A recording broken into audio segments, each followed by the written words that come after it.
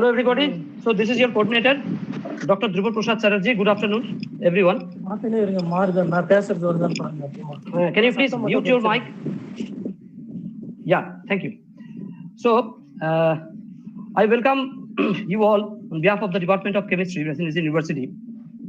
I welcome all the participants, distinguished speakers, and honorable guests in the webinar entitled Aspects of Material Chemistry in Modern Times. We are indeed passing through a very difficult phase of time. Therefore, would like to express deep sense of acknowledgement and appreciation to all the participants for managing time for today's program. This platform is illuminated by the gracious presence of Professor Joydeep Mukhopadhyay, Honorable Dean of Faculty of Natural and Mathematical Science, Presidency University, respected Professor Gandhi Kumar Kaur, Head Department of Chemistry, and Professor Bijon Das, Department of Chemistry. At the very beginning, I request Convener Dr. Shashi Kumar Palani to deliver his welcome address. To all the participants for managing time for today's program. This platform is illuminated by the gracious presence of Professor Joydeep Mukhopadhyay. Thank you, Dr. Dhruva Prasad Chatterjee, for kind introduction. And once again, on behalf of organizing committee, it is my great pleasure to welcome respected Professor Mukhopadhyay, Dean of Faculty of Natural and Mathematical Science, and Professor Kar, Head of the Department of Chemistry, Presidency University, as well as Professor Das, Department of Chemistry, and distinguished speaker, Dr. Kamalika Sen, Calcutta University, and B. Murugesa Pandian from Bharatiyar University, Tamil Nadu. And also, I am sincerely welcoming all participants from across the country. So we were expecting that this time, more or less, all the participants are little bit worried about the situation about the connectivity and other things. But despite we found that already several people joined on the video as well as in the Google chat. So now let us see that how this program going to be. And furthermore, I like to say or thank all the guys who have helped together for making this platform wonderful. And before going to make any other comment on this, I wanted to say that this pandemic situation created several setbacks on our regular life, except sharing of our knowledge. So that is the enthusiasm we taken and then started organizing this kind of webinar. And moreover, this is very common practice in our university that regularly we used to conduct such a seminar among us to sharing our knowledge, which was despite even the pandemic situation is not possible to suppress us because of this infrastructure development, particularly the information technology development. So, however, as being an 80s kid, we are the bridging between old and new generation, and we don't have much technological part in our life till college and university days. But still, we put our effort to collectively make this is possible. Maybe there could be little technical problem arises. If arise, please bear with us, and the technical problem will be solved as soon as possible. And also that I express that once again with this small note, I will be saying that once again welcoming all of you for this one-day national webinar on aspects of material chemistry in modern times. And with this, I want to say one more thing that in the chat box, already some people asking the question about whether we will be getting the feedback link in YouTube streaming as well. So I say that you will be getting the link in all the places, including the YouTube channel as well as in the Google Meet channel. So you can able to give the feedback within 2 hours from the posting. So with this, I welcome Professor Mukhopadhyay to give his presidential address. Yeah, thank you all. I say that you will be getting the link in all the places. Yeah, can I switch on to the viewers? Am I audible? Yes, sir. Yeah. You're audible. Okay. And all visible as well? Yes, sir. Okay. Thank you very much, Dr. Shashi Kumar and Dr. Dhruva Jyoti, Professor Gandhi Kumar Kaur, and all the members of the chemistry department. It's a privilege and honor for me to welcome all our distinguished speakers and members of the chemistry community across different institutes and universities to this webinar. And on behalf of our Honorable Vice Chancellor, I welcome you all. As we all know that we are passing through a very difficult time, perhaps the worst time in the human civilization so far. And this COVID pandemic has affected, I think, worstly to the student community altogether. The students from schools, colleges, and universities, they worst for us because they miss the direct classroom teaching, they miss the campus ambience, they miss their friends, and actually they are deprived of some of the best time of their youth, and which will be irreparable.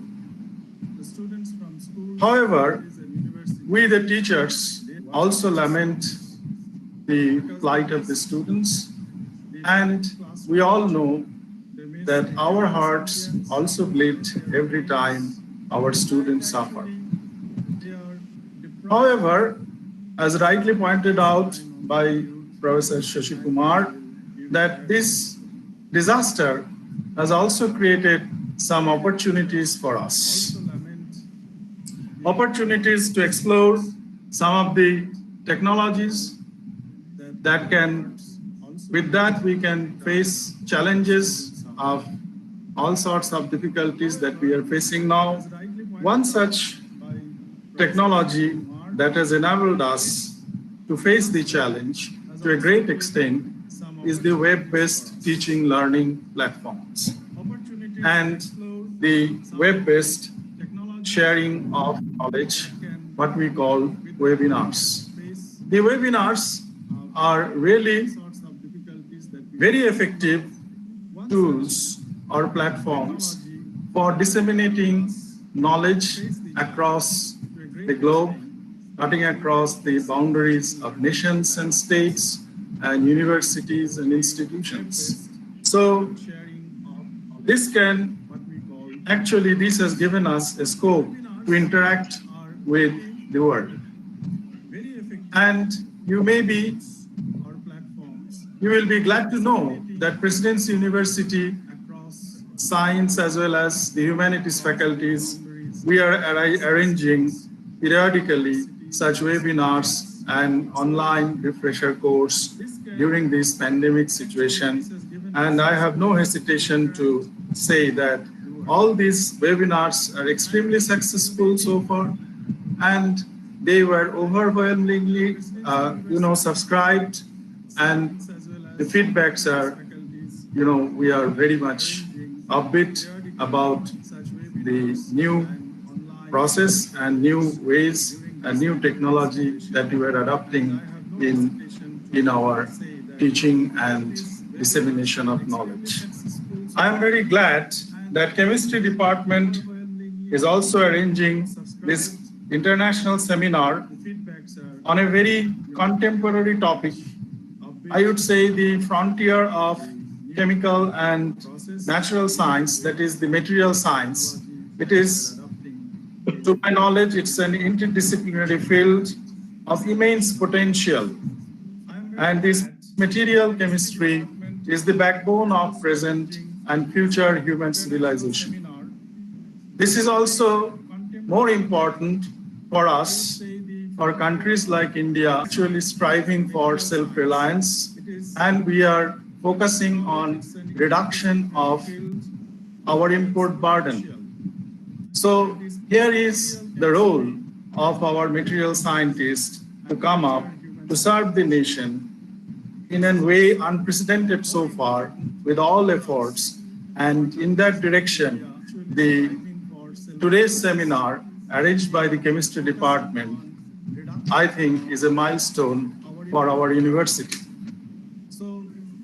We all understand the importance of this material chemistry because we can see the use of material chemistry and related material science in all spheres of life, starting from artificial limbs and prostheses, computer chips, power cells, catalysts. Particularly being a student of earth science, I understand now the importance of beneficiation of very difficult metals like the rare earths and precious metals, which are very scanty now in our resource position. So we need to develop the beneficiation techniques in a further much improved standard so that we can extract our natural resources. And in that direction, the material scientists, their role is immense. So I would like to thank our speakers, very young and enthusiastic and bright speakers. Today we have Dr. Tamalika Sen and Dr. Murugesh Pandian. Both of them are very bright and young scholars and teachers, and they have already made remarkable contribution in their chosen fields of research through their high-impact publications, PhD supervisions, and conducting successfully several research projects sponsored by the national and international agencies. I'm sure that your talks will inspire our students and researchers to take up the new challenges and new frontiers in chemistry and come up with very modern ideas, and our laboratories will be much more well equipped with your expertise and with your views and directions. Let me tell you here at this point that the Presidency Chemistry Department, with a strong foundation of over 150 years, specialized in chemistry of synthesis and analytical chemistry and physical chemistry, has diversified into frontiers of chemistry, modern chemistry, with inclusion of very vibrant and young faculty members, and under the able leadership of senior faculty members. I'm sure that our chemistry department will take this opportunity to diversify further and delve into the new frontiers of chemistry, given the new opportunities created now in the Presidency University in recent times, in terms of space, in terms of infrastructure, in terms of IT support, and in terms of bibliography, and so many things, administration. So we are all after the one goal, targeting excellence and targeting achievements. And I'm sure chemistry, being one of the best departments in our university, will pave the way for the excellence of our university. Thank you very much. Thank you for your patience. And I hope that we will all enjoy this webinar and our students will be greatly benefited. Thank you. Thank you very much. Thank you, Dr. Mukhopadhyay. Now I would like to request Professor Gandhi Kumar Kaur for giving his inaugural address.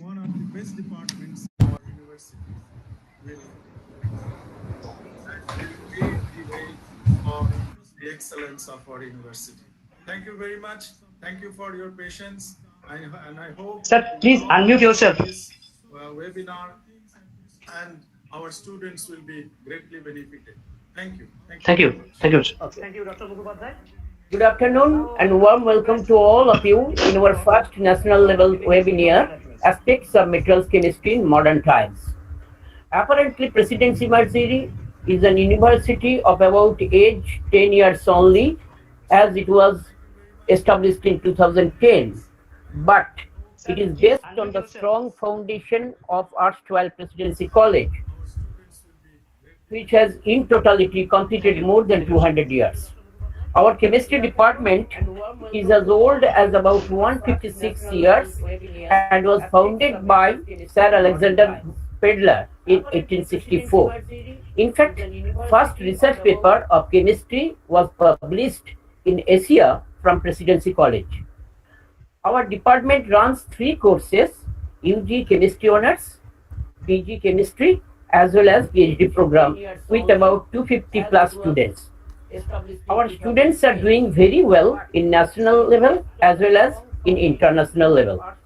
We are trying to develop the infrastructure of research work as required for modern research. About 23 research labs have newly developed new sophisticated instruments like NMR, DST FIST sponsored, porimeter, UV spectrometer, etc. have recently been purchased. We are hoping to get the FTIR very soon.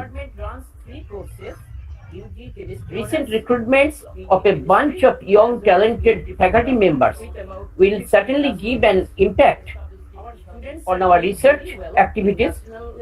In last year, we have published about 30 papers from our departments in international journals. As required for modern research, about 23 research labs have newly developed. Our thrust area researches are mainly synthetic organic chemistry, bioorganic and bioinorganic chemistry, polymers, catalysis, methodologies, spectroscopy, theoretical chemistry, magnetochemistry, synthetic inorganic chemistry, electrochemistry and surface chemistry, energy-related research, etc. In the webinar, we have 2 speakers. One, Dr. Kamalika Sen, Assistant Professor of Calcutta University, and she will talk on prospective application of porous materials.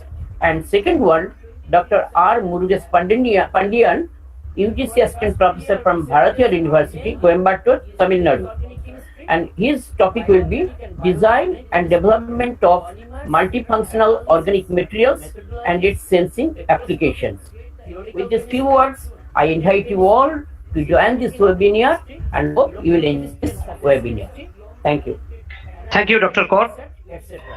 Now it is time for our technical session, and I would like to request Professor Dash, Professor Bijan Dash, to take over the session. And she will talk on prospective application of porous materials. And second one, Good afternoon. Do you hear me, Dhruvo? Yeah, we can hear you. I take this opportunity to welcome you to this one-day webinar, national webinar on aspects of materials chemistry in modern times, organized by the Department of Chemistry, Presidency University, Kolkata. At the outset, I must thank Dr. Shashi Kumar Palani, Dr. Aditi Bose, and Dr. Dhruvo Prasad Chatterjee for taking the initiative for organizing this event. I am also grateful to our colleagues for their kind cooperation and support to hold this webinar. As you all know that this evening we are going to have 2 lectures by 2 eminent chemists of our country. I thank both of them for accepting our invitation to deliver the talks. The first one of which will be delivered by Dr. Kamalika Sen. Dr. Sen has been working as an assistant professor in the Department of Chemistry, University of Calcutta, Kolkata since 2010. Her main research interest is in the field of analytical chemistry. Her research topics entail different aspects of the subject. For example, development of green methodology for speciation of elements in the ultra trace level, exploring different aqueous 2-phase extraction systems, separation of protein fractions from peanut, and their interactions with metal ions.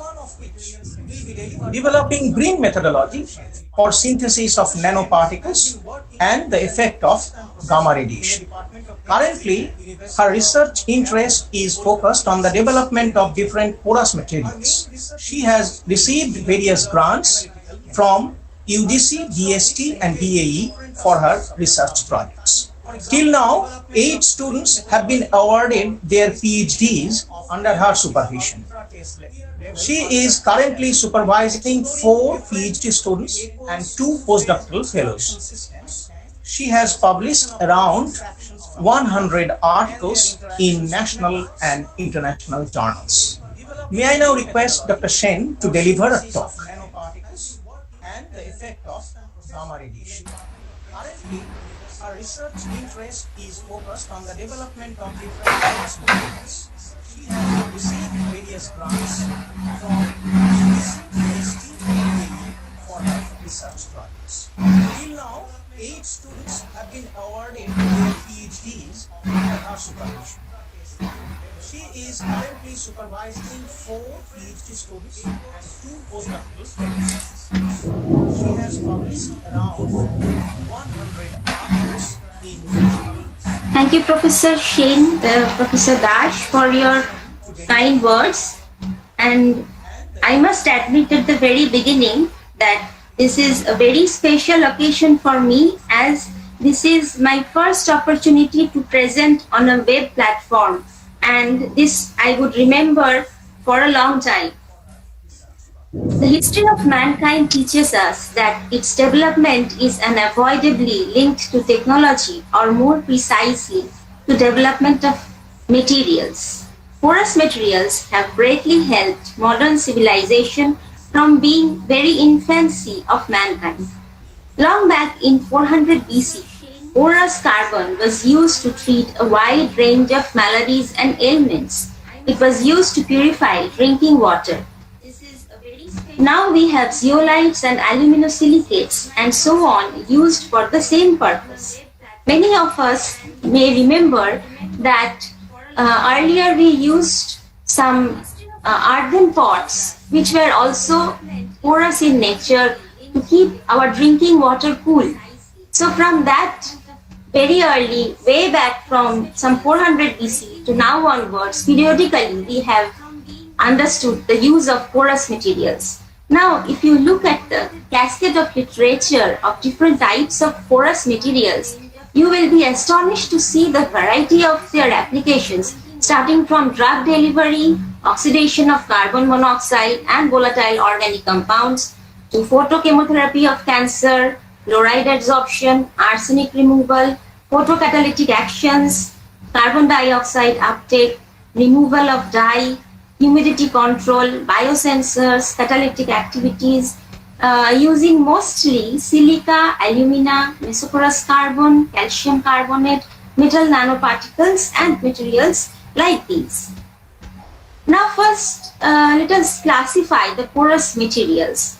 These can be classified according to the dimensions of the pores.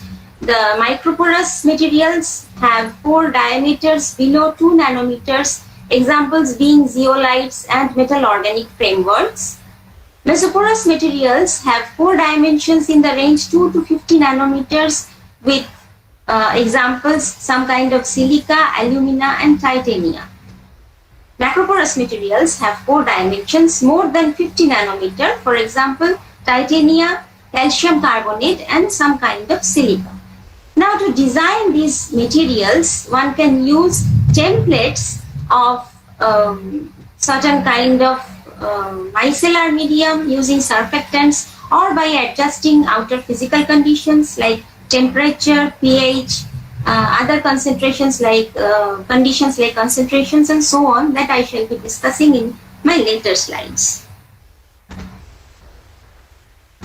Now we have used the application of the mesoporous materials in 3 directions. First is in the drug delivery application, wherein we have used the antibiotic drugs sulfanilamide and amoxicillin using the materials porous calcium carbonate and mesoporous alumina to study their delivery.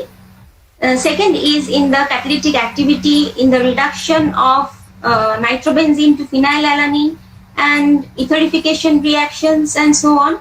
And third is in the sensing of some analytes which are difficult to sense in presence of one another, like selective sensing of cerium plus 4 in presence of cerium 3 plus dysprosium and so on. But today I will discuss the first part, that is the drug delivery action of some antibiotic drugs. So to describe this, first I describe the design of the modified porous calcium carbonate for controlled delivery of sulfanilamide. Um, to start with, I must describe that to dress some wounds like ulcers, bed sores, burns, and some serious wounds which need to get dressing. Maybe we need to change the dressing often, maybe 2 to 3 times a day, and the dressing must contain some kind of antibiotic, and the concentration of antibiotic should be very high, at least more than the concentration of the microbe to get rid of the microbial infection. And every time we use high concentration of the antibiotic, we are using it in excess and throwing the bandage somewhere, which is contaminating the environment, and slowly we are entering into a world of antibiotic resistant, where the microbes are learning to live in presence of the antibiotics. So the use of excess antibiotics should be eliminated. So to design this kind of bandages, it is better if we can use the bandages impregnated with some kind of material which can hold the antibiotic in it and can release the drug in a sustained manner, and we don't need to change the bandage very often. And if it is compatible with the skin conditions like the pH or other things like the concentration of salt in the sweat or the cleaning solution, which we call the saline irrigation solution containing 0.9% sodium chloride, if the drug is able to get released in such kind of medium in a sustained way, then the bandage will be very good and can be used for a long time without changing very often. So getting light in this direction, we have synthesized a porous calcium carbonate material, modified using some polymer material, characterized it using different analytical techniques, and applied towards drug delivery of sulfanilamide drug. Now, 3 kinds of materials have been synthesized: calcium carbonate, which we call porous calcium carbonate or PCC, sulfanilamide loaded calcium carbonate or SPCC, and sulfanilamide loaded modified calcium carbonate SMPCC. To synthesize this, we take a certain concentration of calcium chloride solution in a mixed solvent. Mixed solvent is water is to ethanol in a certain ratio. And we take another solution, solution B, containing certain concentration of sodium carbonate in a mixed solvent, and add sodium and this solution B into solution A dropwise, and then stir it for long hours, say 72 hours on a magnetic stirrer. This long hour of mixing will give 2 things. First is the development of very small particles of calcium carbonate, maybe in the nano dimensions. And second is the slow evaporation of ethanol from the matrix will generate or will help to develop pores in the materials, and then we call it porous calcium carbonate or PCC. Second is our aim to modify it using the drug sulfanilamide. While synthesizing, we add the drug in the solution, and we now call it solution A1. Similarly, we add solution B to solution A1 and stir like the previous case and get SPCC. In the third set, we add solution B to solution A1 and stir for say 48 hours, and then we add the polymer of different concentrations, say 5%, 10%, 50% of different volumes, and number it with SMPCC 1, 2, 3, 4 and so on, and stir it again for 24 hours to get the SMPCC samples. This we are adding, the polymer we are adding to see if there is any kind of increase in the drug loading due to a higher adherence of the drug to the porous calcium carbonate material. Now, next task is to calculate the drug loading capacity. This can be done if we know the weight of the material and the weight of the sulfanilamide in the material. This weight of the sulfanilamide material can be calculated if we know the concentration of the sulfanilamide. That can be calculated using a fluorescence spectroscopic method that I shall be discussing after a few slides. After loading, we need to calculate the drug release of the material. For that, we directly want the drug loading capacity here, and we want to know the amount of drug released by the material and the weight of the material. and then we can calculate the drug release of the material. Then after the synthesis part, we have to characterize using nitrogen adsorption, desorption and wet analysis. Using these calculations, we find the actual structure and the pore dimensions of the material.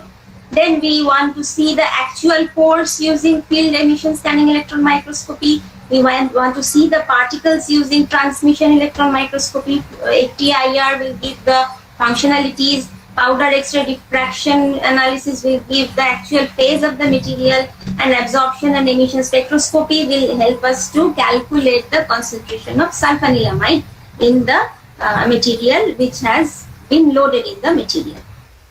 Now, nitrogen adsorption, desorption and wet analysis calculations show that the average pore diameter is 60 to 65 nanometer in all the samples, which says that the particles have macroporous dimensional pores, and the particles, the isotherms are type 2 isotherms with H3 hysteresis loop, which suggests that multi-layer adsorption with plate-like non-rigid SMPs have been formed. We can see that the loop stiffness is more prominent for the desorption process. This is the adsorption, this is the desorption process, and desorption is more steep. This is because to take out the gas adsorption, after adsorption, to take out the gas, for desorption, higher pressure has to be applied, and for the SMPCC, this pressure is higher. This is because polymer is tightly binding the material, and we need to give higher pressure to take out the gas. And due to both the drug and the polymer, the pores are engaged, and the more prominent effect is observed for SMPCC. Now here we can see the actual pores through the microscope.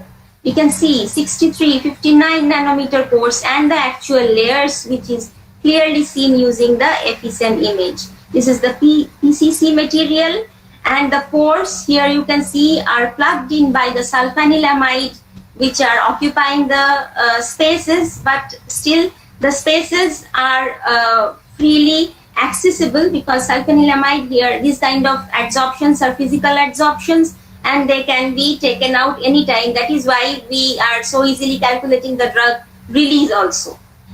See the condition of SMPCC, polymer is binding it so tightly, and the surface has modified it as a very smooth and clean surface. We can look at the TEM images.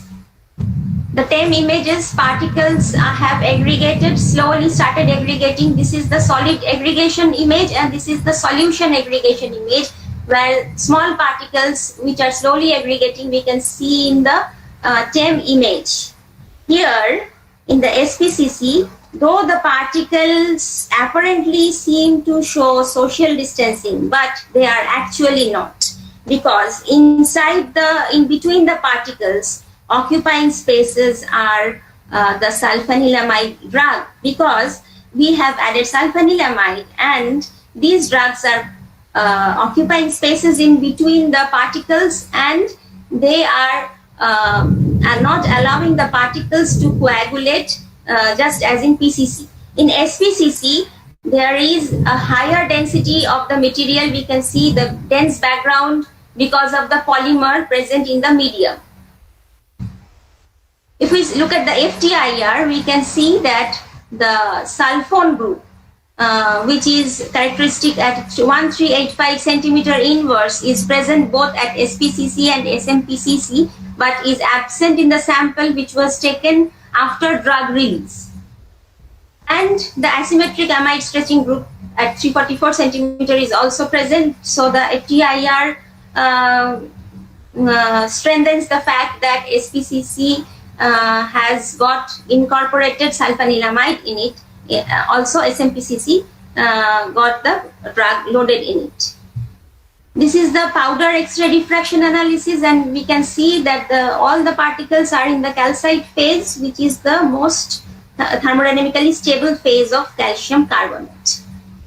Now coming to the spectrophotometric determination of sulfanilamide, we can see that upon excitation at 260 nanometer, the sulfanilamide solution gives emission band at 360 nanometer, and if we calibrate the solution at 360 nanometer, we can calculate the unknown concentration of sulfanilamide in the mother liquor, in the supernatant, or wherever you want, and try to calculate the drug loading or drug release using your unknown concentration using this calibration plot. Now coming to the drug loading, we can see that SPCC, the drug loading is lowest, and with increasing the polymer concentration in the materials, SMPCC has the highest polymer concentration.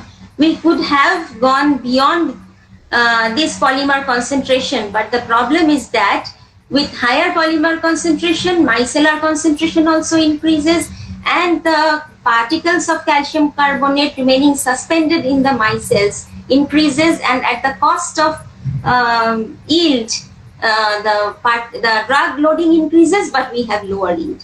So an interplay of purely physical type of interactions prevail in the solution matrix that help the drug molecules to adhere at the surface and in the pores of the calcium carbonate material. To see the drug efficiency, we have chosen 3 different kinds of media.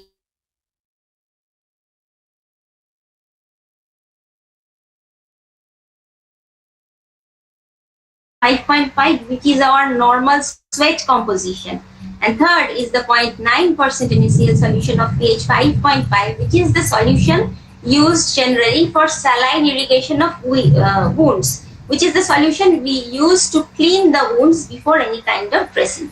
And we can see that with time, drug release increases. That means if a bandage is impregnated with SMPCC5 and it is allowed to be in contact with the skin, the drug release increases with time and attains a plateau after about 16 hours and remains almost constant up to 24 hours. So it can be used as a very good wound dressing material. So coming to the end of this part of the discussion, this is conclusion of this present work. Porous calcium carbonate material was prepared for sustained release of antibiotic sulfanilamide. The material was prepared by concerted involvement of calcium chloride, sodium carbonate, sulfanilamide and polymer PEG 12,000. The material was characterized. Drug loading is satisfactory in the modified SMPCC5 material, and sustained drug delivery in skin mimicking conditions like 0.3% NaCl solution of pH 5.5. Further results also support the effectiveness of the material if used after saline irrigation of the wounds using 0.9% NaCl solution. Now coming to the second part, that is mesoporous alumina. Before starting the work with this, I would first like to introduce the work with the fact that many elderly people and patients with hip joint arthritis have damaged cartilage at the hip junction, and they need to get replaced this hip junction. And for this, the material which is commonly used is a kind of polymer, or the modern days people are using mesoporous aluminium as the cementing material. This material holds the bones and is used as the artificial cartilage. But the problem after the operation, the post-operation stage, is that many people get infections at the point of operation. And it is better if this mesoporous alumina, which has been used as the cement, is impregnated with some kind of antibiotic, and which can hold the antibiotic for a long time, which will release in a controlled way, in a sustained way, slowly in the matrix inside the bones, and prevent the infections for say for 2-3 weeks or 1 month, and let the patient heal during this time. So to synthesize this kind of material, we have synthesized mesoporous alumina and tried to modify the material using beta-cyclodextrin. This is a hydrolysis product of starch, and Mobita have tried to modify it using this material as this would be biocompatible. And we have then loaded the material with amoxicillin, characterized the material, and studied the drug release behavior. So we have synthesized mesoporous alumina MA beta CD modified material BMMA and studied the drug loading and release. To synthesize the material, we have solution A, wherein we have taken pluronic, which is a kind of non-ionic surfactant, and dissolved in ethanol, and then mixed with solution B, which is aluminium isopropoxide, and then taken in ethanol acid mixture, and added solution B to solution A dropwise, stirred it, and calcined the material at 1000 degrees Celsius for 4 hours. This calcination is required because heating at high temperature will decompose the organic aluminium salt to aluminium oxide, and that too in a mesoporous. How mesoporous? Let's see. The template that is containing the micellar solution of pluronic, the micellar junctions will be occupied by aluminium isopropoxide, and if we heat at very high temperature, then both the organic part of the aluminium salt as well as the micellar solution organic part will char off, dry off, and get eliminated. There can also be interconnections between the pores of the material, thereby getting pores of our macroporous or mesoporous or microporous range, depending on the size of the micelles. Now we have modified the material using beta CD. If we add 0.5 gram beta CD in hot water solution to our solution mixture, and then heat again or calcine for 300 degrees Celsius for 4 hours. Here we keep the temperature less because we have to keep in mind that beta CD is also an organic part, and it should not go off.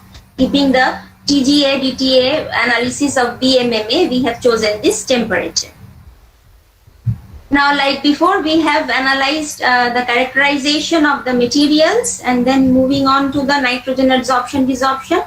The results gave us pore diameter of 10 nanometer, that is, we are in the mesoporous range, and we can see that H3 hysteresis loop indicates slit-shaped pores in non-rigid aggregates of plate-like assemblies, and we can also see that the pore volume is higher in case of pristine mesoporous material, which is less in the beta CD incorporated material BMMA. This is due to the fact that BMMA contains some bulky beta CD groups inside the pores.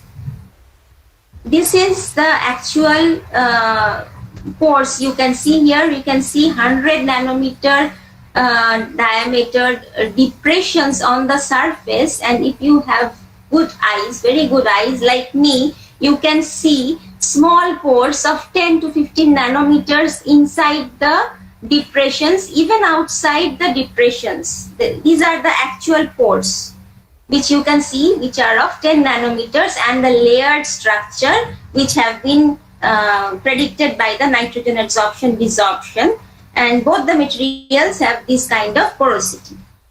This is the TEM image, and we can see that the particles are aggregating in a layered manner both in MA and BMMA. And this is the FTIR spectra. We can see that aluminium oxide stretching vibration at 774 centimeter inverse. Though there are several FTIR peaks of beta CD, but the signature peak can be seen in the BMMA material, confirming the presence of BMMA in the mesoporous matrix. These are the powdered XRD spectra. We can see that the MA material is in gamma phase, whereas BMMA is amorphous. This is explainable on the basis of the temperature chosen. At the high temperature, this gamma alumina phase is formed very readily.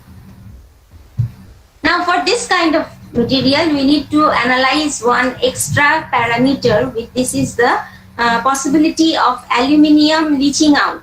This is because if this material is getting posted inside the body, then we should know what kind of aluminium or what amount of aluminium is going to leach out from the material at the physiological pH. From MA, we have seen either there is aluminium below detection limit or very low at pH, at the physiological pH. And from BMMA, the leaching out is very low and they can be safely used as the cementing material. So now is the work of the drug loading and release. We tried to load the drug, but we needed molecular assistance. See what happened. We took both MA and BMMA and tried to load amoxicillin, but the referee showed red card.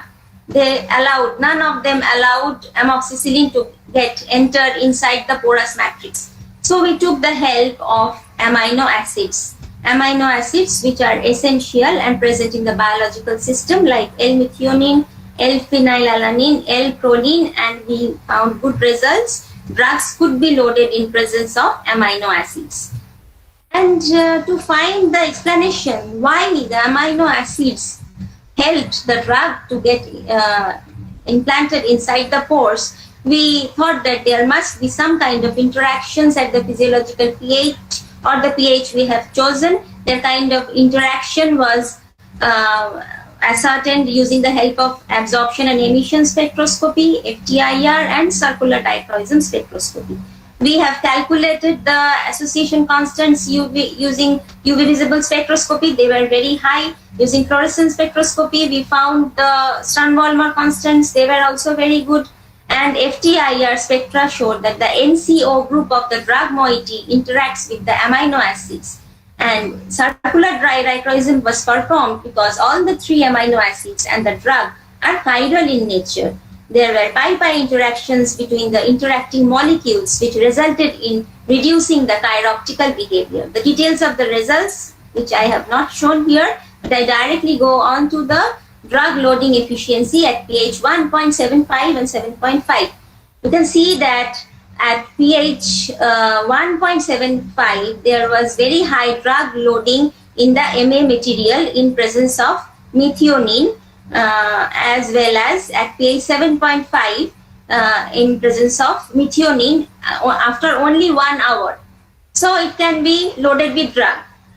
But in this run, BMMA was a little behind and we could load with only 40% of the drug at pH 7.5 using methionine and only 36% of the drug using L-proline at pH 1.75. This is because BCD renders a small hindrance to the entry of drug amino acid combination, as is reflected in the reduced loading percentage in this case than the MA material.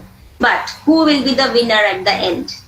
So let's see, the drug release efficiency at pH 7.5 at 37 degrees Celsius, it is the body temperature. We see that drug is released very promptly from the MA material, which we do not want. If the drug is released very promptly, then that cannot be used as a sustained release material. But if we take BMMA material and load the drug using L-proline at pH 7.5, then 36% of the drug is released after 7 hours, and we continued our experiment with this material for 20 days, and we can see that it continues to release small amounts of the drugs for a long time. The BCD molecule induces a bulkier environment and restricts the easy removal of the drug from the matrix. Concluding this part, the pristine MA and BMMA material cannot accommodate the drug into themselves directly. The molecular assistance by the amino acids helps the drug to get incorporated in the delivery vehicle. MA and BMMA, the results for MA suggested that although the drug loading is quite good enough, but the release experiment is not satisfactory. But for BMMA, although the loading efficiency is poor than that of MA, the release profile is good enough. This is sustained drug release attitude can be applicable for hip joint prosthesis to prevent the chances of post-operative bacterial infections. So at the end, I would thank the hard work of my students, especially the right hand bottom corner. I have presented mostly the work of the thesis work of this guy, and I would like to thank the funding agencies and thank you all for your patient hearing.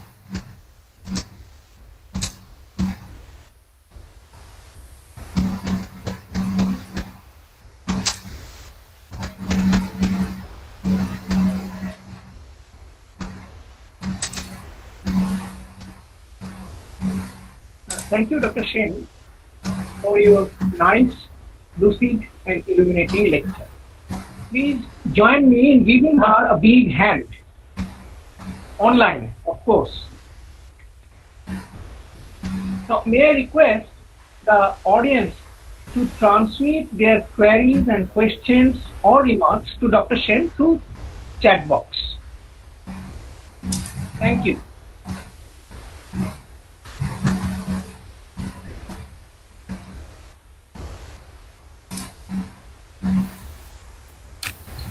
Hello, Kamalipati.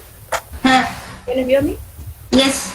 Okay, there is a question that for SMPCC, Yes. is this applicable for any drug or any specific drug like sulfonamide you used? Yes. Yes, we have studied it for sulfonamide drug, but you can also check it with other drugs, and especially with calcium carbonate, there is a problem that you cannot use it in the form of a tablet, because calcium carbonate, you know, it reacts with HCl, which is there in the stomach, and if you swallow it, that would release a lot of carbon dioxide. So we thought it would be better if it can be used for any kind of skin treatment.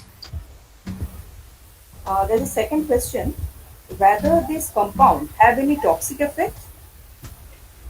Yes, toxic effect we have studied for the Mesoporous alumina, and that was another work which I have not presented here, and we have seen that it has some anti-cancer properties, but it is not toxic to the normal hepatic cells. That one we have studied, our studies, but we haven't found anything in the literature about it.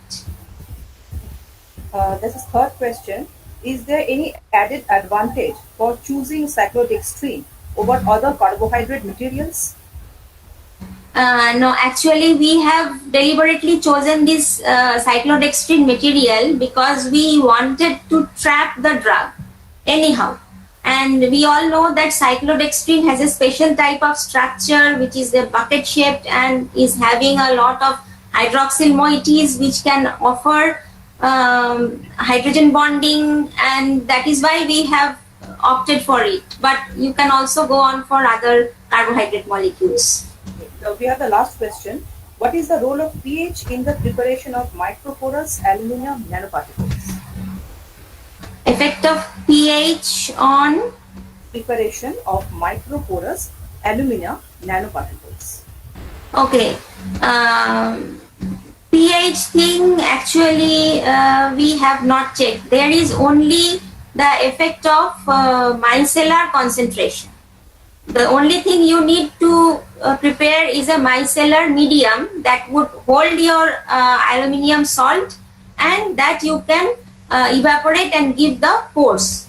But pH we have not checked. Maybe pH can also, but that will not cause any immense effect. Maybe little bit more or less giving the same IP. Okay, thank you, Dr. Shen.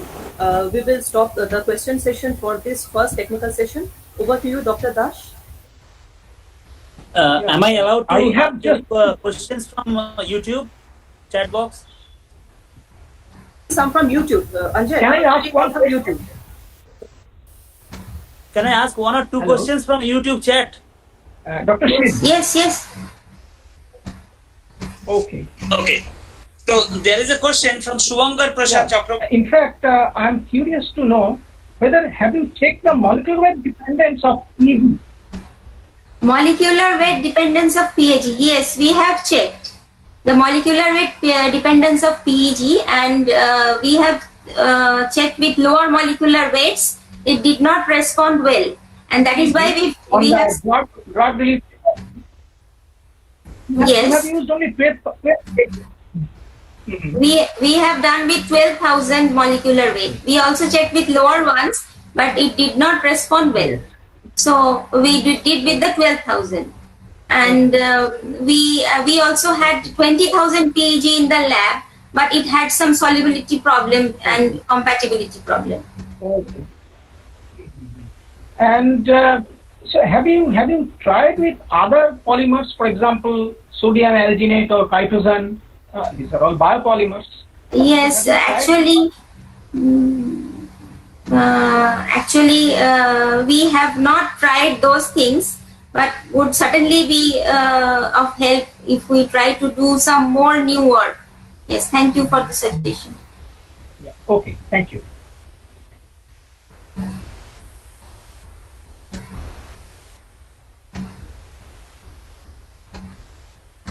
Is there any more question?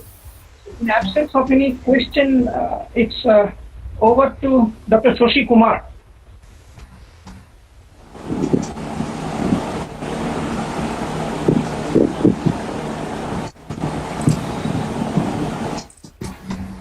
Hello, this is the coordinator, Dr. Mesoporous Chatterjee. Bijanda, can I request you to contact the next lecture session, or should it be available to you? Okay, then me. Yeah, okay. Then I'm requesting Professor Gandhi Kumar Kaur as scheduled. If you please do the honor and take the charge of this session. Hello, Professor Kaur. Am I audible? Hello. Yeah, Professor Kaur, this would be nice if you please. Yeah, I would like to request you to take the charge of this lecture 2 session. Okay, can you hear me? Yes, sir, sure. Okay. Thank you, Dr. Chatterjee. In our second session, our speaker is Dr. R. Murugesh Pandian. Dr. Pandian is an UGC assistant professor in the Department of Chemistry, Bharatiya University, Tamil Nadu. He is a PhD from IIT Kanpur, and then he did his postdoctoral work with Alexander von Humboldt Fellowship at Germany. His research interest mostly covers coordinate chemistry, main group chemistry, multifunctional chemistry. He has so far produced 1 PhD students, and currently 3 more PhD students are working under his supervision. He has supervised 3 MPhil theses and published about 34 papers in international journals. The topic of his talk is design and development of multifunctional organic materials. With these few words, I now request Dr. R. Murugesh Pandian to deliver his talk. Thank you, sir, for your kind introduction.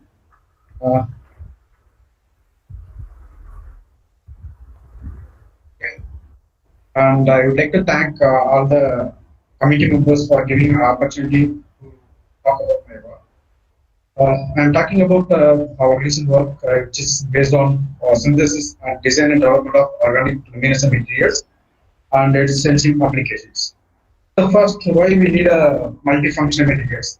First, the functional materials, the material has some inherent properties which can be altered by external stimuli. So these materials find a lot of applications like memories and displays and telecommunication. Sometimes if functional material has more than one function, we can call it as a multifunctional materials. And these materials also we can call it as small materials. We find a lot of applications like different sectors like energy, medicine, nanoelectronics, aerospace, others. And here we are concentrating on organic compounds as multifunctional materials. So in this one, the luminescent materials are very interesting. These materials, once it interact with energy, it emit a light in the different wavelength regions like UV light or infrared, whatever it is. And these luminescent materials find a lot of applications such as light emitting diodes, it acts as a fluorescent probe, and bioimaging agents, and biological and ethanol sensor, and also used as a key common for other electronic devices. Normally, the traditional fluorophore, we all know that the fluorescent is a traditional fluorophore, it's highly emissive, but this this common fluorescent is highly emissive in a solution state. When if it's aggregate, it's the emission is quenched.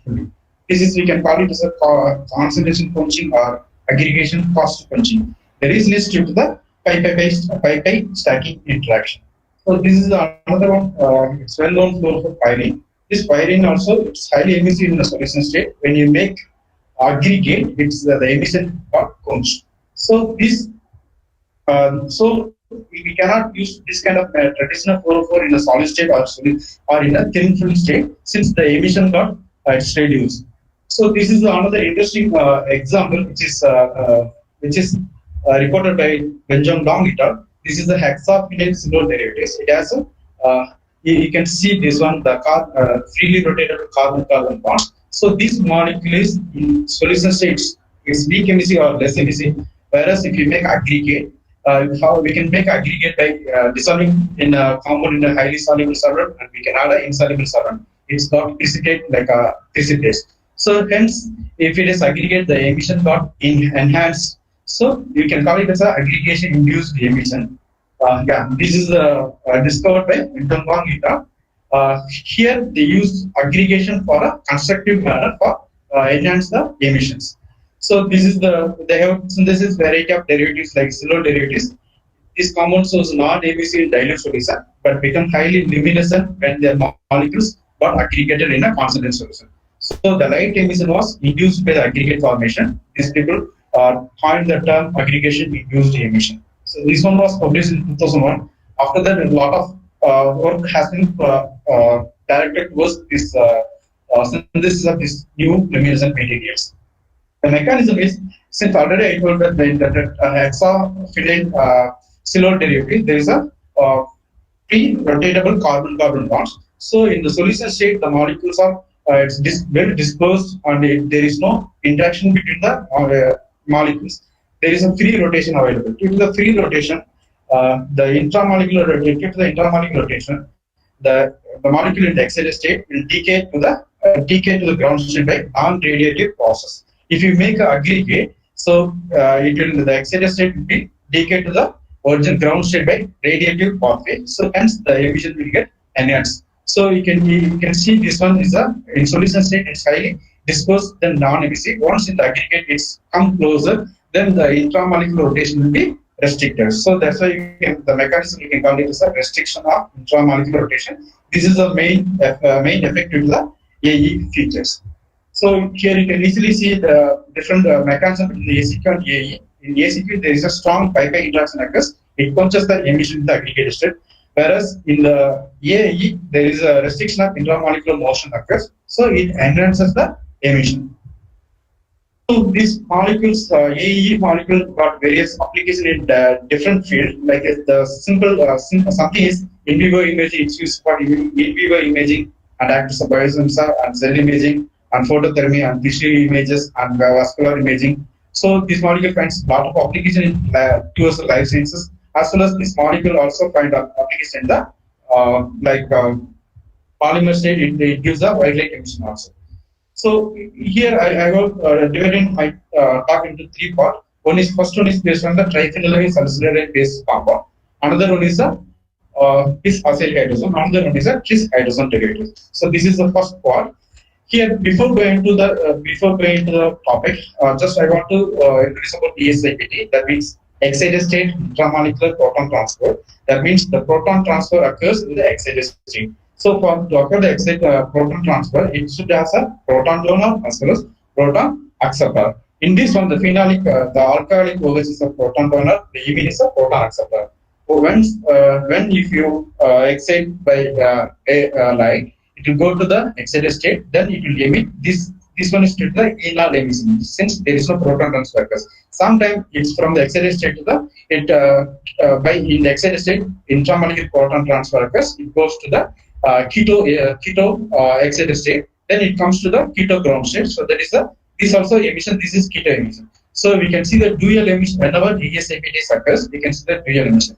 One is in the shorter wavelength, another one is a longer wavelength. This is the another molecule. It shows the ESIPT behavior. So this is here. This is the proton donor. This is the proton acceptor. Once if you excite, it go to the excited state.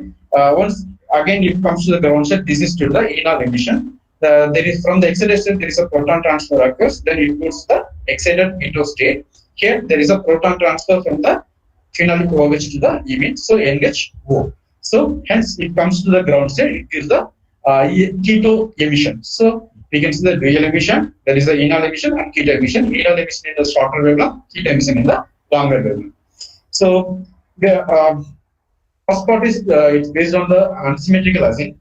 Here we can use a simple hydrogen as a symptom for the construction of multifunctional materials. If you use aldehyde excess, we can get in the symmetrical acids. if you play with the equivalence of aldehyde, we can make first unsymmetrical hydrozones. Then if you use a different aldehyde, we can end up with the unsymmetrical acids. Here, the molecule will possess two different properties in a single molecule. The properties from first aldehyde and properties from the second aldehydes. So this is the simple molecule which shows the aggregation-induced emission, which is we can synthesis from the simple hydrogen and salicylate. So this one is the second example. This is the in solution state in the aggregated state. So in this precursor hydrogen as salicylate we have in all the labs we have. So we can easily we can do it in the MSc practical also. So in a solution state there is a free rotation occurs in this anion bond. When in the aggregated state, this free rotation disturbed by the by another neighboring molecule, so it enhances the emissions. So this is the example based on the phenol derivative, benzophenol derivative. So this molecule also shows the aggregation-induced emission. This is in a solution state. This is in the aggregated state.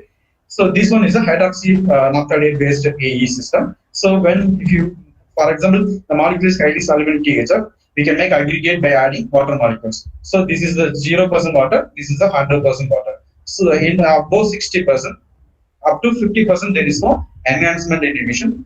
Above 60% the enhancement in emission you can see. So next one, this is unsymmetrical fluorinol. This is unsymmetrical fluorinol based acids. This is the diphenyl diphenyl ketone based acids. This molecule also shows a AE behavior. So based on the here, there's somewhat some flexible system. It gives a yellow emission. If the fused system, it gives a red emission. So this is another interesting example where the hydroxy naphthalate based it's standard, and they change the unsymmetrical system by benzaldehyde to naphthalate and pyrenoldehyde. So these all the three systems also AE features, that is aggregation-induced emission features. But the pyrene-based system gives interesting result. For example, if you change the water fraction, the emission color is automatically changed. Once in 80%, it gives a white color emission. This is the white emission-based compounds finds a lot of application in the OLEDs. So we chose a triphenylamine as a support, or it acts as a donor. Since this molecule, all the phenyl groups in the three different planes. Hence, due to the proper non-planar propeller shape, it easily gives the AE features in these molecules. The first criteria for AE system is the molecules should have a free rotatable groups as well as in a non-planar geometry. So this is the molecule we use in the design. The design principle is the triphenylamine unit, or the triphenylamine, in all the molecules, the triphenylamine unit acts as an electron donor as well as AE active core.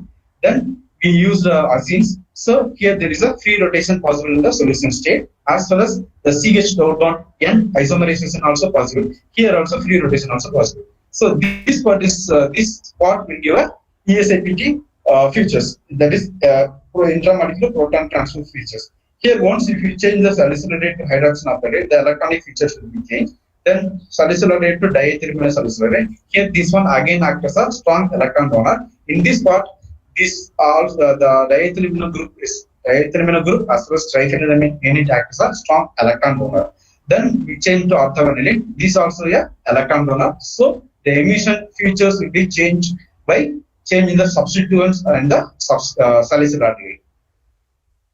So we have synthesis from simple precursor triphenyl by using formulation of triphenylamine. We got a formed triphenylamine. Then when you use excess hydrogen, it gives the precursor hydrazine triphenylamine unit. Then if you use a different aldehyde, we end up with the unsymmetrical acids. These acids are well characterized with proton mass, ethyl mass, and also characterized with the single crystal analysis. If you look at this structure, this is the salicylate based one, this is hydroxy naphthalate, this is diethylmino, this is orthogonalate. All the four molecules, there is a strong hydrogen bonding between the intramolecular hydrogen bonding between the phenolic OH and imine. So this hydrogen bonding implies that there is a intramolecular proton transfer can occur in the excited state. So this is the photophysical properties. In absorption, all the molecule gives two absorption peaks. One is for phytopastoral transition, another is the intramolecular charge transfer. So this is the emission spectrum in different solvents by varying the polarity. For example, the toluene, chloroform, acetonitrile, THF, PMSO, methanol.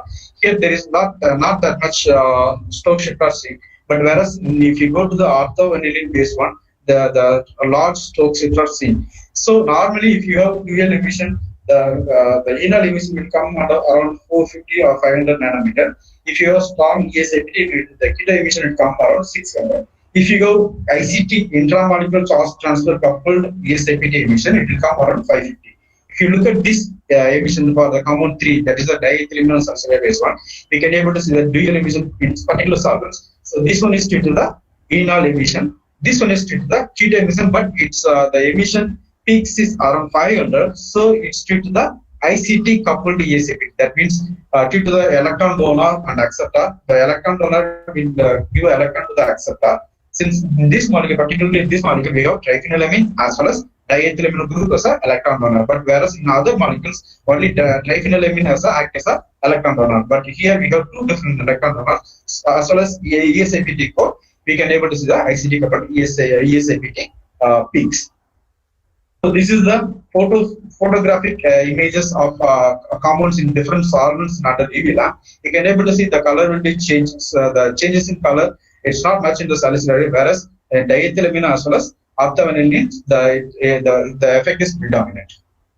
So this is the solution state spectrum of all the 4 compounds in a cyclohexane non-polar solvent. This is the solid state emission. If you look at the spectrum, the blue color one, this is the enol emission, this is the keto emission. Whatever I told, the keto emission, simple keto emission will come around 650. But whereas in the L3, if you see, this is enol emission, but this is the keto emission, it comes in the 500. So this peak is due to the strong ICT coupled ESAPT, but this is to the simple ESAPT based keto emission. This is the solid state emission. In the solution state for compound L4, the keto emission is less intense than the enol peak, whereas for this one, solid state emission, the enol emission is bigger than the solid state keto emission.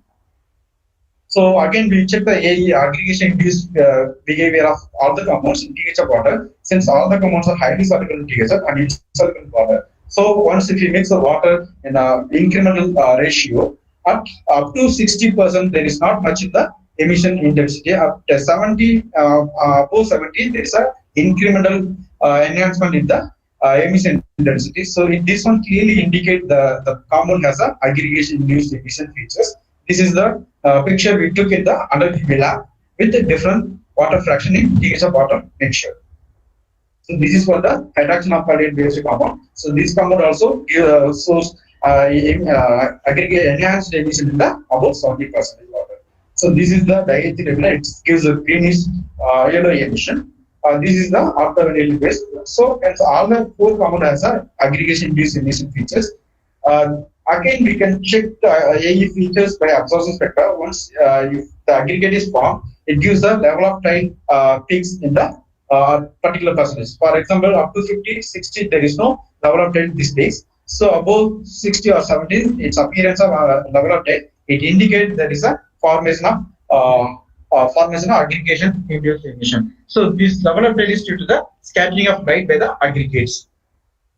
Again, we can check the mechanism what is the mechanism present in this system. Once if you took highly viscous solvent, the intramolecular rotation will be prevented. So hence the enhanced emission will be more than the emission in the non-viscous solvents. For example, further we took THF water mixture, that is 50% and THF glycerol. So this is the emission spectrum in THF water mixture. It has emission around, it's less intense than the emission spectrum in THF glycerol. So this all the molecules show similar behavior. This clearly indicates that restricted intramolecular rotation process occurs in this system. It induces the aggregation induced emission. So this is the photographic images of compounds in all the 4 compounds in different states. For example, this is all the 4 are crystalline state. This is the pristine state. This is the aggregate, whatever we call aggregate, we centrifuge and we put it this one. So this shows the interesting color. When you change the substituent in salicylate part, it gives a different color in the solid state.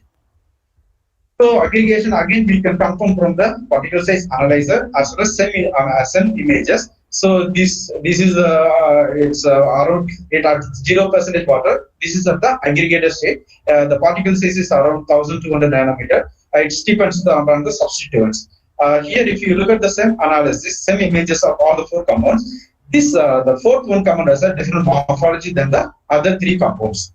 So this one is clearly we can able to see in the supramolecular structure of this compound. So whatever we can see in aggregate state, there is a weak interaction occurs between the neighboring molecules. So if you carefully analyze the molecular structure of the compounds, this salicylate based compound forms a head-to-tail dimeric structure by simple CHO hydrogen bonding, and a single molecule is interacted with the three molecules. Further, due to the CHO interaction, forms a one-dimensional polymeric chain. So same features we can able to see in the hydroxy alkylate as well as diethylamino based compounds.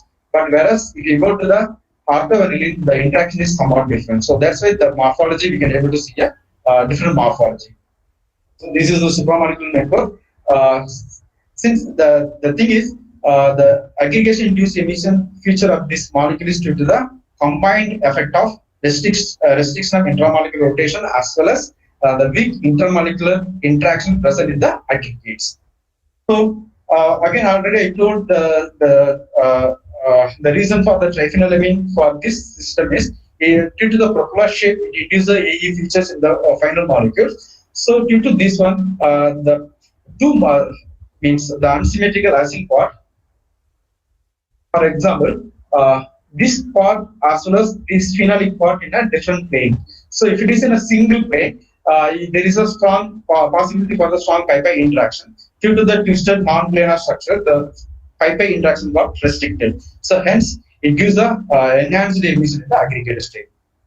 Under this part, we will check the pH dependent emission for all the four molecules, but the diethylamino based molecules also pH dependent emission. You can see this one around 6 to 10, there is no changes in the emission, whereas the acetic pH, the emission part it's constant. The reason is once, but the other three molecules, there is no changes in the no changes in the emission upon varying the different pHs. So the reason is once if you add in acidic medium, due to the strong electron donor, two different electron donors, there is a rich electron density in this part, and the proton will attack here. Then there is automatically there is a cleavage in this part. So that's why this is the molecule without TFA. This is the molecule with the TFA. We can able to see the aldehyde peaks. So this one as well as we were able to check the mechanism by mass. So we can able to see the mass peak for aldehyde and this one hydrogen. So only the two different electron donors present in the acid molecule, which gives the pH dependent emission features, which shows high acidic region. The molecule got cleaved. That's why the emission is it's reduced. So the conclusion for this part is, particularly in this part, we hope this is a multifunctional triphenylamine abundant unsymmetrical acid derivatives. This molecule exhibit IC intramolecular charge transfer as well as ESIPK and aggregation induced emission behaviors. And all the molecule shows the excited state intramolecular proton transfer phenomena as well as charge transfer emission.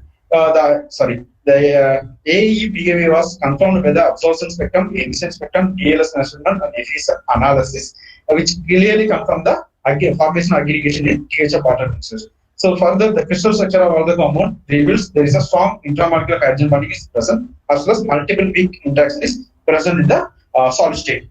Further, due to the presence of two different donors, that is a triphenylamine and diethylamino in the diethylamino substrate based compounds, the compound shows a pH dependent fluorescent features, which is confirmed with the proton as well as mass radius. So the next one is the donor acceptor donor structure with acyl hydrogens, which exhibiting aggregation induced emission, mechanochromic luminescence, and aluminum reduction.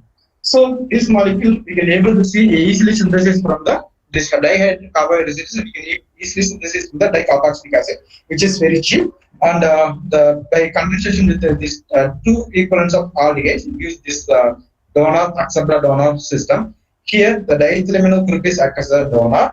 This one also donor. This part act as a acceptor. So this is a donor acceptor donor system. So due to the phenolic OH and amine, there is a possibility for the strong hydrogen bonding. So there is a possibility for excited state intramolecular proton transfer. There is a proton transfer unit as well as charge transfer unit, donor acceptor. This molecule was confirmed with the proton or the analytical techniques. So again, photophysical features. This shows a charge transfer observed in the 380 nanometer. Upon excitation in 380 nanometer, in different solvents, it shows a polarity dependent emission. Less polar, it gives us shorter wavelength peak. Once if you increase the polarity, the peak maxima get increased. So due to the presence of charge transfer unit as well as SAPD unit, this molecule can sometimes it can give a coupled system, charge transfers coupled proton transfer emission. So this one was taken at 10 micromolar concentration. So this is due to the enol peak. This is due to the keto ASAPT based emission. So if you look carefully, look at this one is due to the in solvent in chloroform. This one in ethanol.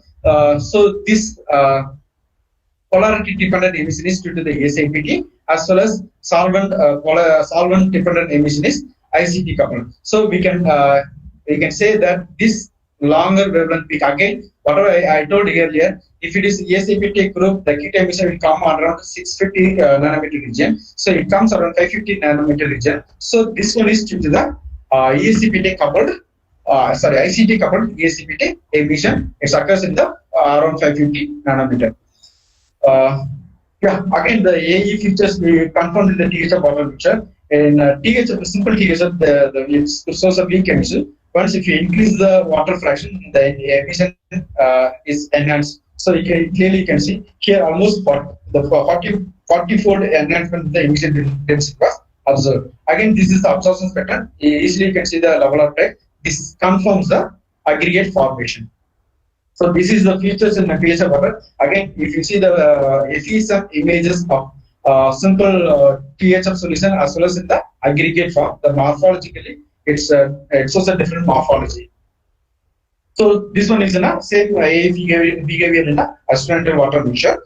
Again, to check the mechanism, we took emission spectrum in THF water as well as THF glycerol. The THF glycerol shows an enhanced emission. So it clearly indicates the presence of restricted intramolecular rotation mechanism in this molecule. Since if you increase the viscosity of the solvent, it reduces the intramolecular rotation, then the emission intensity will be increased compared to the emission intensity in a non-viscous solvent, which is a THF water. So this molecule possesses AE features due to the restricted intramolecular rotation. So further, if any weak interaction is present or not, we check through the supramolecular interactions. So if you see this is the molecular structure of this compound. So there is a strong intramolecular hydrogen bonding between the phenolic OH and amine, as well as there is the water molecule is present in the crystal. So there is a strong hydrogen bonding between the NH and O. So this is the one molecule and another molecule. These two molecules are interact through HO interaction between the keto OH, that is a carbohydroxide O and OH. So it leads the one-dimensional polymeric network. Hence, we can come to the conclusion that the combination of restriction of intramolecular rotation and multiple peak interaction is responsible for the aggregation induced emission behavior of these molecules. So, due to the presence of donor acceptor unit as well as ESAPT unit, we check the stimuli responsive behavior of these molecules by applying the external pressure. Upon grinding, the emission. This is the crystal emission spectrum of crystal.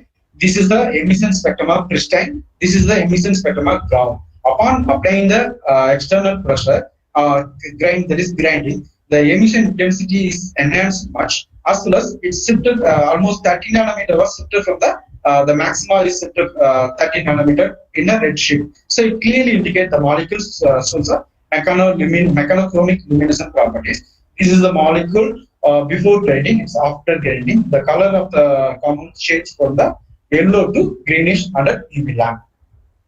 So normally the mechanoluminescent property we can check with the powder oxide as well as some analysis. if you check the powder XRT, before grinding it shows a lot of peaks. It indicates that the molecule is shows a crystalline morphology. Upon grinding, the intensity of the peaks are reduced. It shows the morphological changes from the crystalline to amorphous nature occurs upon grinding. So here this is SEM analysis. Here in SEM analysis also indicate that morphology has been changed. What will happen once if you apply the pressure, when the external force is applied to the crystalline sample, the hydrogen bonding, whatever the hydrogen bonding is present between the water molecule and the carbonyl group, it's called rupture. As a result, the sample intensity was drastically increased with turn-on emission. It may be due to the planarization of phenol rings by release the twist strain, which is associated with the change in emission level. Normally, this, if you look at the structure, this part and this part, all the three rings are not in a planar. That's what we have shown here. So all three are in a different planes. So if you apply the pressure, it's all will come to the planar structure. Hence, it enhances the emission intensity in the solid state.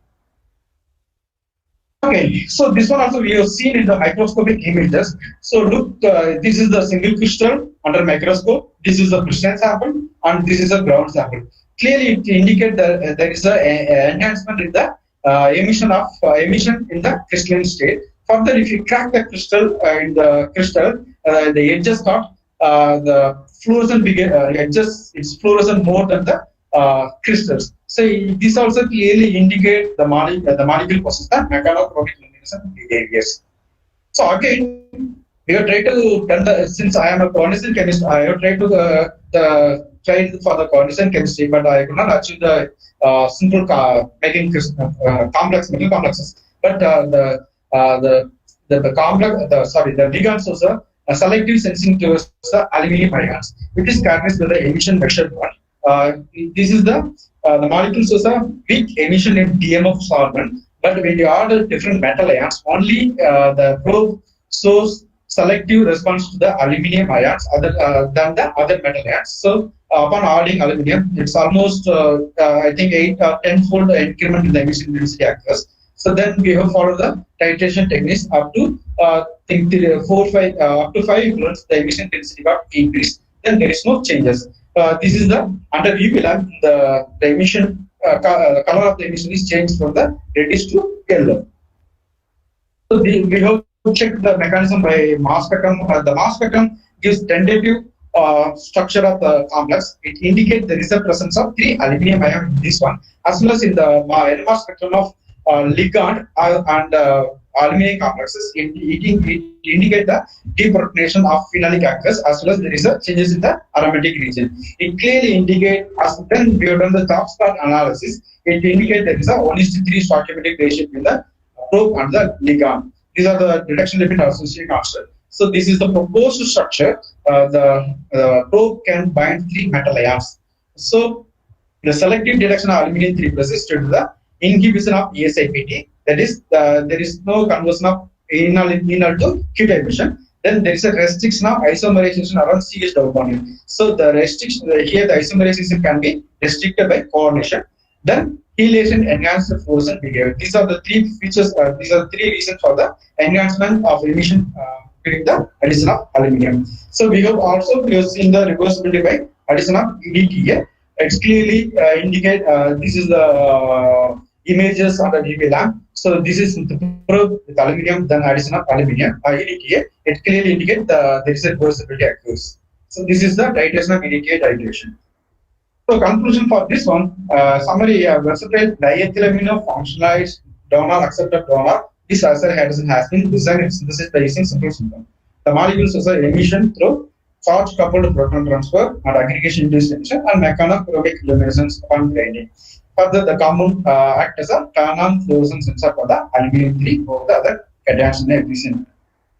So up to now, iosome acid derivative and this acyl hydrogen. In this case, we use the C3 symmetric probe.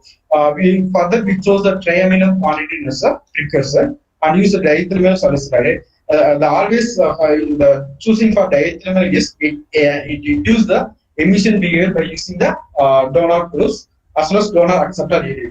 So here, if you see here around the periphery, we have 3 strong electron donor And inside the periphery, we have three ESI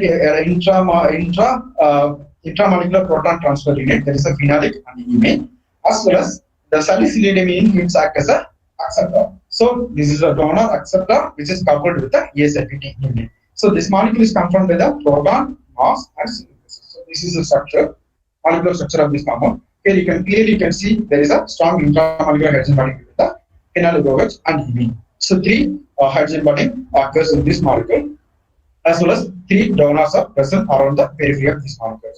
So again, the photophysical features, this absorption due to the intramolecular charge transfer. The emission will be complicated. If you look at this one, this peak is due to the enal peak, and this peak is due to the charge coupled ASAPT peaks. So this is the normalized emission spectrum. So AE features, I said already, we can do the AE features in an instrumental, since the compound is highly soluble in instrumental and adding different water fraction. We will check the AE features. This molecule has a AE features. This is in 0%. This is the emission. I think up to 60% the emission is got enhanced. That it's got decreased. This is the images taken under the UV lamp. Molecule in a different concentration of water in TH of instrumental water mixture. So this is a DLS study. This is simple molecule in the instrumental. This is in a aggregate at 50%. So it clearly indicates the molecules aggregated in a 50% water instrumental mixture. Again, we can check RIR mechanism by taking emission spectrum in the instrumental water or instrumental glycerol. You can see this is the enhancement in emission intensity seen in the instrumental glycerol. This is the same analysis of compound in 50% water fraction and as well as aggregates in 90%. So then again, the weak interaction also present it's important for the aggregation features. So again, this molecule, the three wings are in different layers. So it induces a twisted molecular structures, which is an important feature for the AE property. So this is again, this one is due to the weak CHO interaction. It makes a dimeric structure. Further, the dimeric due to CHO interaction, it leads to one-dimensional polymeric structure. So the AE characteristics of this molecule was due to the combined effect of restricted intramolecular rotation and multiple weak interaction present in the aggregates. So again, what I told that if the molecule has donor acceptor as well as ESAPT group, there is a possibility for the stimuli responsive emissions. So we check the mechanical emission by upon grinding. So the color, here it's not like a previous case, but still the color has changed upon grinding. Since in the previous case the nanometer shift is 13 nanometer, but here it's only 15. So that's why. But there is a high enhancement in the emission density was seen on grinding. This is the crystal emission spectrum. This is the crystal. This is the grinding. As well as in this case, the special feature is this. Upon grinding, the emission intensity is increased, which is we can able to see in the under UV lamp. But once before taking emission spectrum, the intensity is little reduced. That's why the intensity is not much high like a previous system. So, like last case, we also checked by powder XRD as well as SEN analysis. So, upon grinding, there is no sharp peaks. It clearly indicates the morphological changes occurs. So this is fluorescent microscope for mechanochromic luminescence. This is the crystal, crystalline, and crested crystals. So here you can see the enhanced fluorescence. Due to the coordination pocket, we will check the detection features of this probe. Upon addition of various metal ions with this probe, only copper induces the changes in the emission spectrum. It reduces the emission and quenches the emission. So this probe selectively detects copper in a turn-off manner. This is the photographic images of probe in different with the different metal ion until you clearly indicate it's visibly it acts as a turn-off sensor for the copper ions. So again, by mass spectrum as well as the hotspot, we propose the structure of this ensemble, copper ensemble. 3 copper is present. So still the copper has a high affinity towards the sulfide. So we check the copper ensemble for the detection of various anions like fluoride, chloride, bromide, nitrate, acetate, and phosphate and sulfide. It's only selectively detects sulfide by turn-on sensor. That means the sulfide will remove the copper and leads to the probe as a free probe by metal displacement approach. So this is the titration one. Here ligand is there here. Here ligand plus copper. Once if you are incremental addition of copper sulfate sulfur, it leads to the emission of original probe. So this is the photographical images under ULM with the different anions. Clearly indicate the copper ensemble of probe. It acts as a turn-on sensor for the sulfate. So this is the reversible detection mechanism. This probe has a emission. Once if you add a copper, it selectively detect the copper by a turn-off emission. Then if you add a sulfate S2 minus to this one, it acts as a turn-on emission for sulfur S2 minus. Sorry.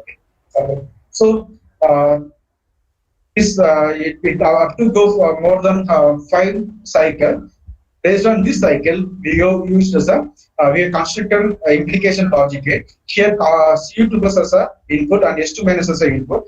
Once if there is no input, already the probe is a highly emissive, so its output is 1. If you add copper, the emission will hence there is no sulfur. Then it's act as a 0. Output is 0. Once if you add both copper sulfur, the input is a high emissive here in this case. So this collectively it forms a implication logic circuit.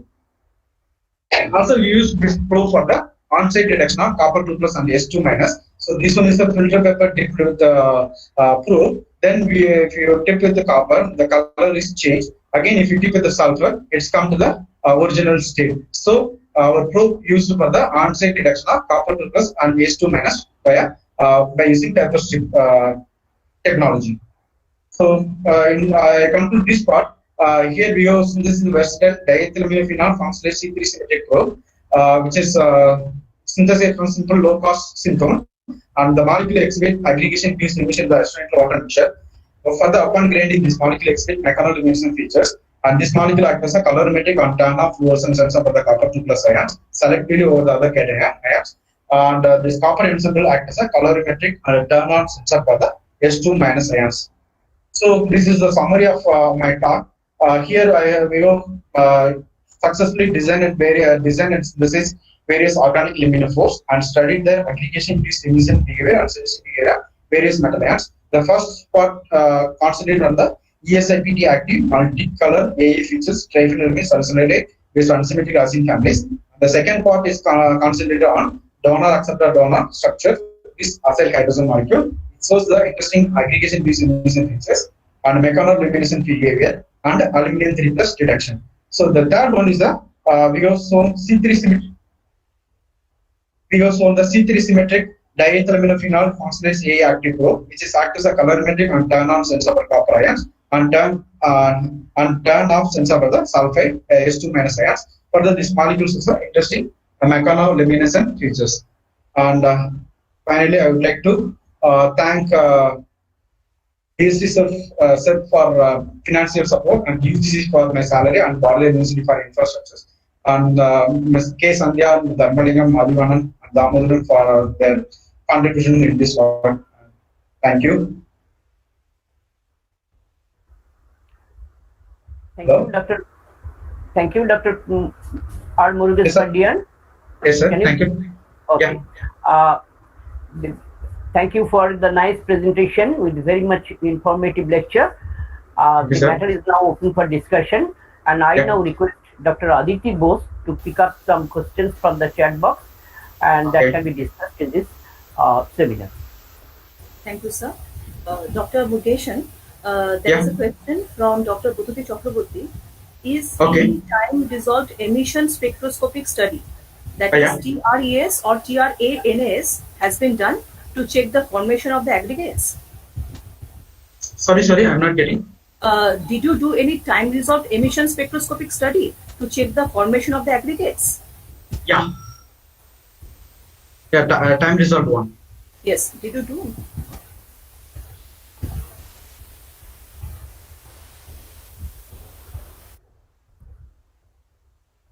Uh, yeah, time. I'm not getting. Sorry. Time resort. Yeah, time resolved emission spectroscopic study. It can be done to check the formation of the aggregates. So, did you perform any such experiments, which is time resolved emission spectra? Yes. Yes. We did it. We did it. Since see this aggregation is simply we can be able to see in a simple UV lab also. So once if we confirm, then we go for a emission spectrum and other studies. The next question is there any local emission in the ICT coupled ESI-PT emission?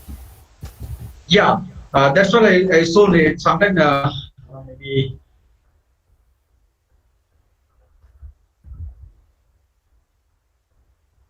Yeah.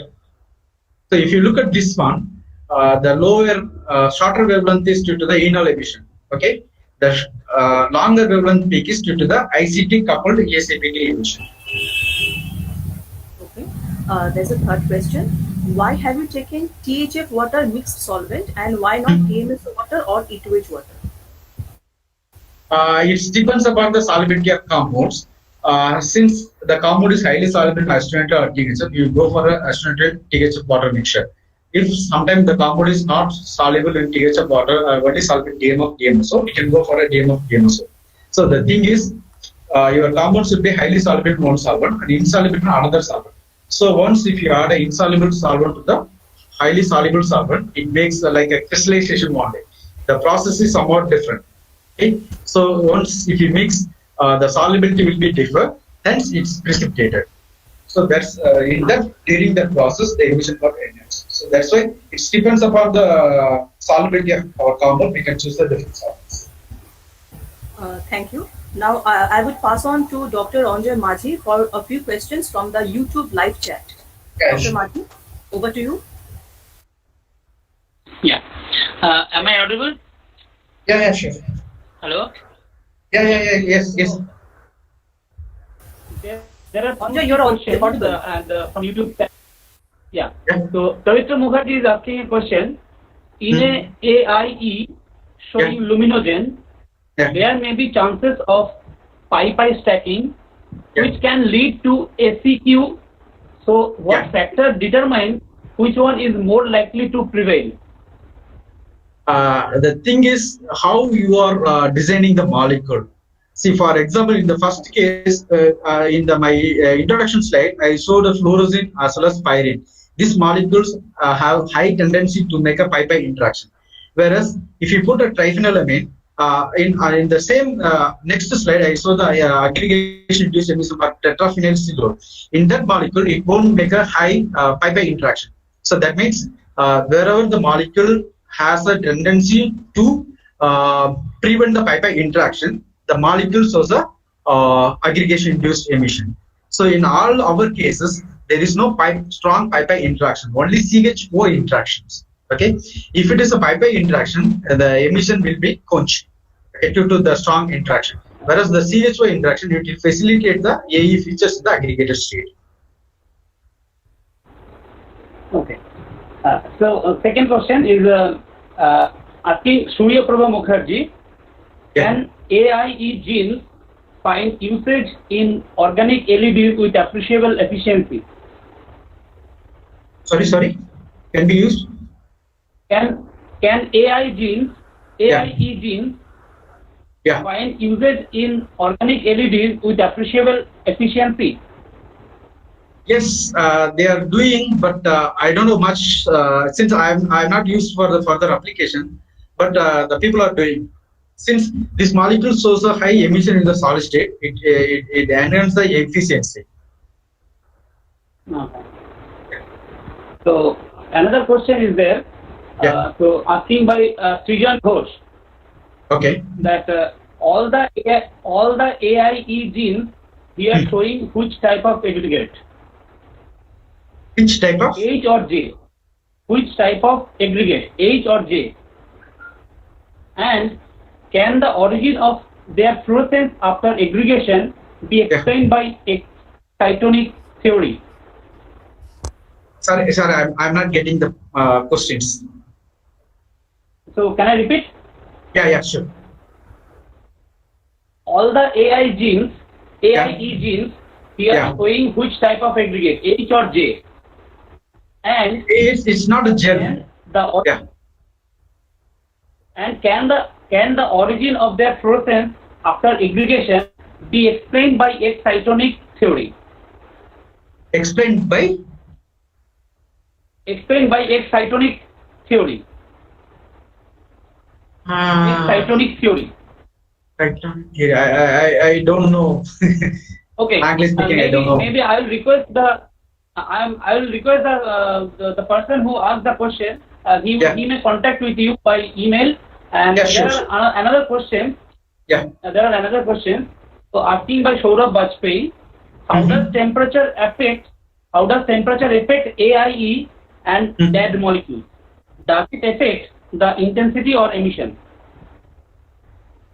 Sorry, can you repeat the question again? How does temperature affect AIE and DAB molecules?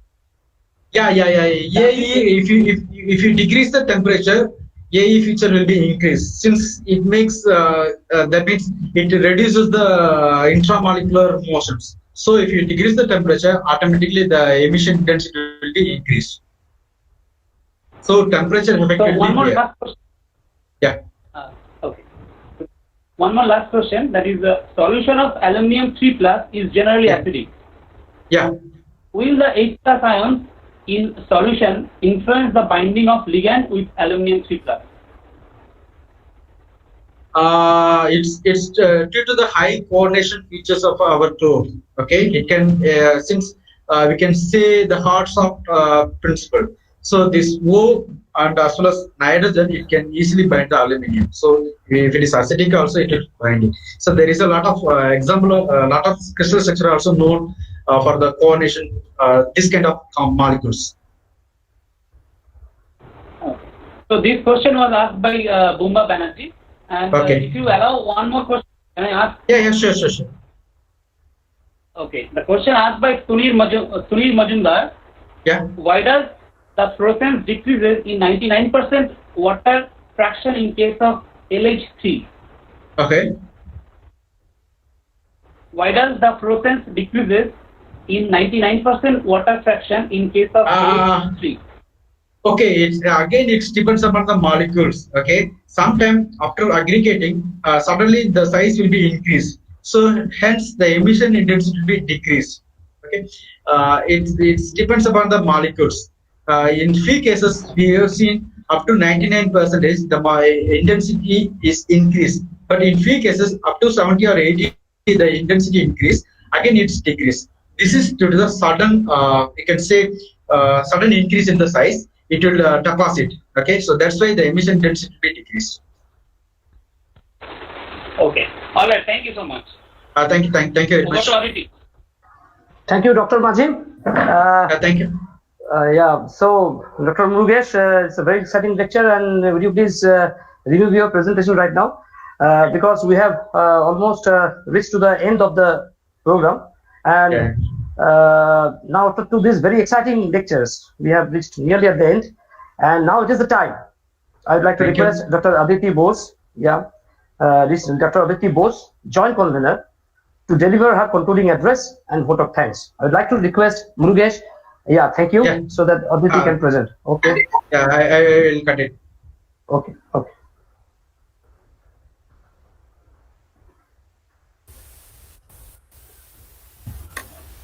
Am I audible? Yeah, you are audible. A very good afternoon to all present here. I am highly privileged to get this opportunity to deliver the vote of thanks to all dignitaries, beloved students and faculties from various locations who are present here today in this webinar, Aspects of Material Chemistry in Modern Times, organized by the Department of Chemistry, Presidency University. On behalf of the organizing committee, first of all, I would like to thank our university authority for their support. A special mention must be made of our Honorable Vice Chancellor Madam, Professor Anuradha Lohia, for her inspiration and support. We are grateful to our Dean of Science, Professor Joydeep Mukhopadhyay, who has been with us with his presidential address in spite of his busy schedule, and has inspired us immensely with his encouraging speech. Thank you, sir. We would like to extend our heartfelt thanks to both the speakers for delivering such informative and thought-provoking lecture. We believe these will be very helpful to the participants. I would like to thank all our beloved students, both from this university and other institutions. Their spontaneous presence and zeal has made this event truly meaningful. Lastly, I would like to thank all our valued viewers, other dignitaries from different academic institutions. We owe you a lot. Without your gracious presence in this webinar, the event would not have been successful. With this, I stop, thanking you all again for your active participation. Goodbye.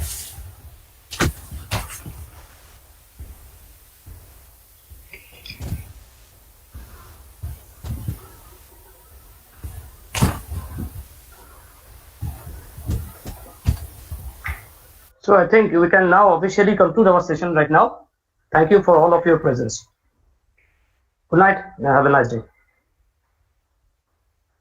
Dr. Chatterjee, just hold on because we have just given the feedback link in the chat box, and it will be active for 2 hours from now. And we would like to request all our participants to fill this form within 2 hours to generate the e-certificate.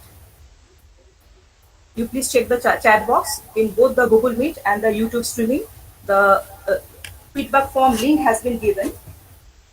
So please, the participant, you must fill in the feedback form to get the e-certificate.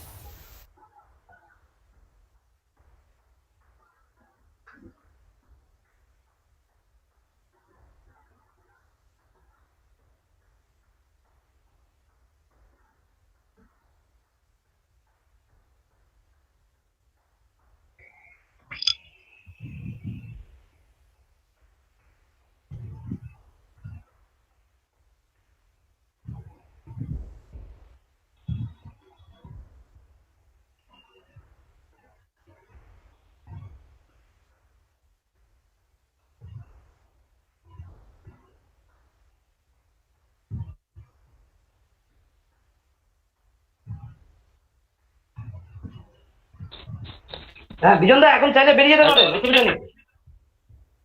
হ্যাঁ